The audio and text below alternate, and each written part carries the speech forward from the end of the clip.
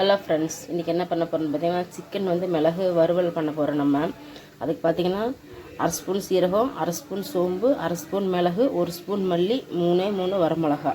இது வந்து தனியாக வறுத்து அரைச்சிக்கணும்.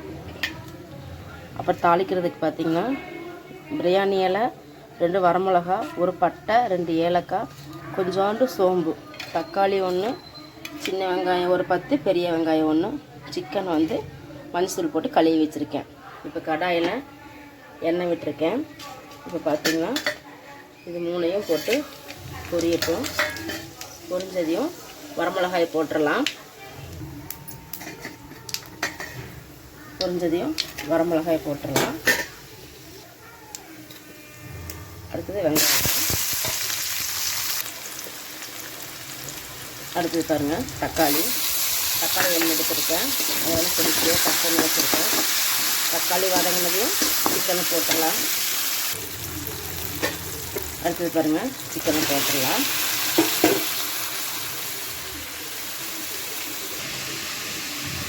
பாருங்கள் இந்த மாதிரி நான் குறைன்னு அரைச்சி வச்சுக்கணும். தேவையான மஞ்சத்தூள், அடுத்தது பார்த்திங்கன்னா உப்பு போட்டுக்கலாம். உப்பு மஞ்சத்தூள் போட்டாச்சு. பாருங்கள் இப்போ நம்ம இந்த அரைச்ச தூளையும் உள்ளே போட்டுடலாம்.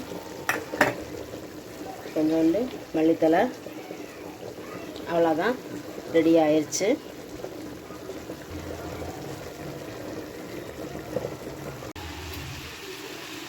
பாருங்கள் ரெடி ஆயிடுச்சு. நம்ம ஃபைனல் டச்சாக கொஞ்சம் லைட்டாக தேங்காய் எண்ணெய் விட்டுக்கலாம். கொஞ்சமாக விட்டால் போதும். சூப்பராக இருக்குங்க டேஸ்ட்டு.